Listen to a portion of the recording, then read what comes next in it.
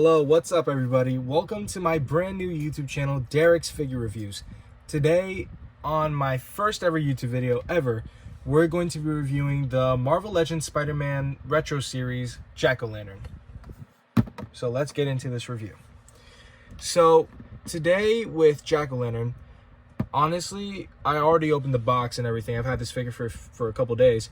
And honestly, this figure is probably one of the best in my collection. I've been collecting figures for about 4 to 5 years so far. And I just fell in love with this figure immediately the second I opened it out of the box. So let's just get on with it. The box art, to begin with, the box art is very, very well done, as you can see. I don't exactly know who this art is done by, but it is very, very well done, in my opinion. Like, I love the aesthetic to it and everything. And obviously you have your Spider-Man Retro box, of course, and everything. Just like, you know, your basic amenities with a Spider-Man Retro series. Then on the back of the box shows you a little description and everything. And more box art. And then just a little render of the actual figure and what it comes with. So, that's the box. And just gonna put that back up there. But the figure itself, I honestly have almost no complaints. The only thing I honestly could complain about this figure is a stand. A stand for the glider, but we'll get into that later. First, we're going to start with the figure itself. Now, as I already said, the figure is very, very well done. Honestly, I love the aesthetic to the figure. It doesn't look like there's any sort of shading to this figure. It's more just like a matte finish. There is a little bit of shaving on the head, which honestly, the head is probably the most aesthetically well done thing about this figure. If this will focus. And you can tell that there's a little bit of shading in the crevices, which you gotta appreciate from Hasbro because they don't exactly have a very good track record of quality control. On my copy, there is a few lines on the stem, if you can tell, where there's missing a little bit of paint. But other than that, it honestly is a very, very well-made head sculpt. And I'm pretty sure it's a brand new head sculpt because I don't remember seeing this on anything else. That little dot right there, I don't know if that's on just my copy, but it doesn't look like it can come off. So it might just be a QC issue, but either way, it's not very noticeable. So that might just be on my copy. Now, for the figure, it does reuse a bit of new stuff. Obviously the head is a brand new head sculpt for this figure because I don't think we've ever gotten a Jack-O-Lantern Marvel Legends before. But either way, we're reviewing it.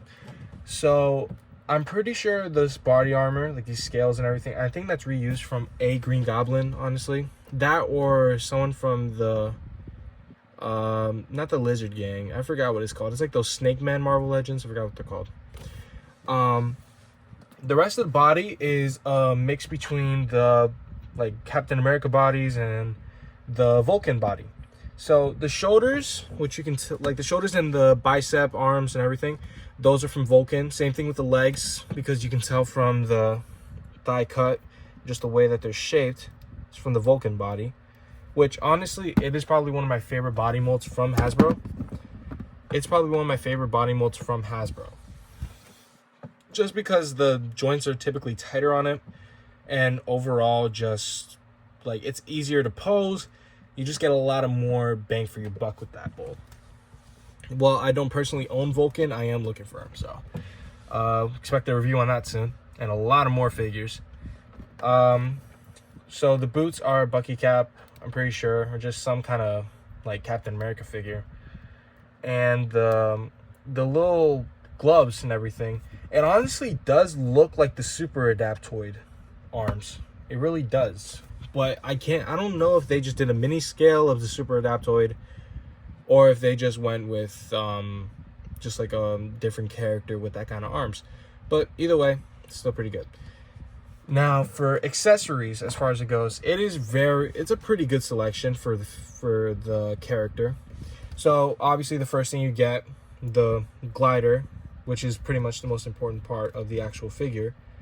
So what it came with is that you can take off the bottom piece.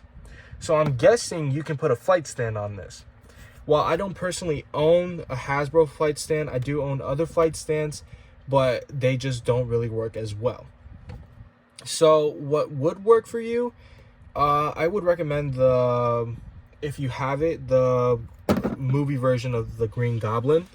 That flight stand should work pretty well, honestly.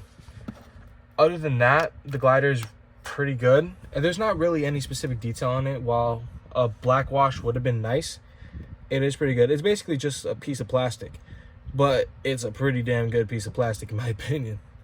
So, you can see the little wind turbine jets underneath the thing. And I honestly don't think he uses fire or anything to fly like Green Goblin. I'm pretty sure he just like levitates. But either way, that's the glider.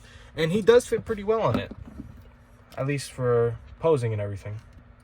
While you can take off the bottom, so he's just in a regular standing position, and it does balance pretty well if you can get him in a still position. He still does really well in like flight poses and everything. And you can always like take off a leg, so you can do something dynamic, whatever your heart desires. You can end up doing with this figure. Honestly, there's honestly a lot of room for imagination when it comes to this figure. So honestly, whatever your heart desires, you can probably do with this figure. So other than that, accessory wise, the paint applications on this figure are pretty good for the most part. Like on my copy at least, I don't have any sort of QC issues other than the head sculpt, which is just minor things. But on the body, I do have a scuff on the ab joint, like on the abdominal joint right there. Let's see if this thing will focus right there. It might just be my copy, but probably gonna happen anyway from scuffs. On the back of it, there's nothing wrong with it, honestly. I do like the metallic green that they used on the scales. Kind of gives it a little bit more depth, which I do like. As far as a paint and application customing could go, you could put a black wash on this, but honestly, for me personally, I prefer the matte finish look. So right now what this is like honestly perfect. Like I really do like how this figure is looking. Now for hands and other accessories other than the glider, it does come with this mini pumpkin bomb. It's basically just a little piece of plastic with a little hole in it, because right here on the belt you can attach it. So you can get some pretty dynamic poses, like him reaching for one as he's fighting Spider-Man or any other figure, pretty much. Whatever your heart desires. But other than that, for hands, he comes with a like throwing out hand, kind of like I think there's like one of the Captain America hands. And after that, he has a gripping hand for the ball, which actually is something I really do enjoy about this figure, is the fact that it just fits so nice and snug in the hand. Like you don't need sticky tack, you don't need anything. You don't even need a peg in the hand. You can still use that hand for any other accessory because there's no peg in it, and it just fits perfectly snug right in that hand. So I really do appreciate Hasbro for like working on the QC issues. Lately this year, they have been releasing a lot of good stuff. I'm not even gonna lie, and I'm one to definitely say what Hasbro's issues are. But with this, I genuinely don't have any complaints other than a flight stand. But then again, it's a retro box, so you can't really fit much in there. But a flight stand honestly would have been perfect. Like this would have made this figure a 10 out of 10. Now for hands, other than these, you get 2 pairs of fists for each hand. That's the left one. Oh wait, no, this is the left arm and this is the right one. So you get 2 pairs of fists. So you can still have little action poses with your figures, however you want to display them. So overall, this figure I do give a good review, honestly. Like I genuinely do believe that this figure is a very, very good quality figure, especially for Hasbro. They have really been stepping up their game for the past year or so. Like with the other figures in this line, I will be doing reviews on them, and I also will be doing scaling with this figure with that figure. So I'll do that in a sec, right after I do the articulation. So as I said, this is on the Vulcan body. So everything is pinless. Pinless legs, pinless arms. The head, it can go, if I can get them straight, Head can go that far down. Is in a neutral pose. Go that far down, that far up. So a good amount of range for what it is. Go all the way around. You can still get a good amount of neck articulation, so like left and right. As far as ab crunch goes, he goes that far forward and that far back. So pretty average articulation, honestly, but you probably could do something to make it go a little bit farther. But I'm pretty sure with the current articulation, you'd still like do a lot of good poses and everything with this figure. What else? The Vulcan body, so everything is pinless, and pretty much everything else is average for Marvel Legends figure. So you can go all around with that. You also have butterfly joints, which you gotta appreciate always.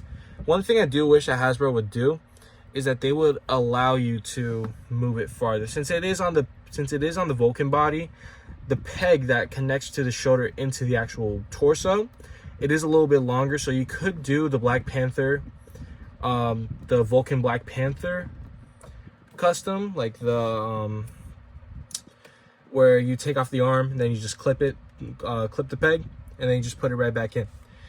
So then it gives you a little bit more articulation, but honestly, I won't be doing that because I love this figure, honestly. It is a really, really good aesthetic figure, and I really don't have much complaint. So now, other than that, now we're gonna do a little bit of scaling with the other figures in the line. So I'm just gonna put that back in. And the best part about this is that you can always just put this right back in wherever you put it. Now, we're gonna move the accessories, and we're gonna grab some other figures from the line to scale it with. So first thing we're gonna scale it with is the Marvel Legends Scarlet Spider, which is probably one of the most, if not the most coveted figure in this line right now, at least when it comes to this wave. And I will be doing a separate review on this figure. It does scale pretty well for the most part. He is a little bit taller than him, but then again, he is on the Vulcan body, so he's supposed to be a little bit taller, a little bit more muscular. But other than that, I say the scaling is really, really well. You can definitely do a lot of fun things with that. Next up is Spider Shot. Right now I have him in a pose because I took these off my display.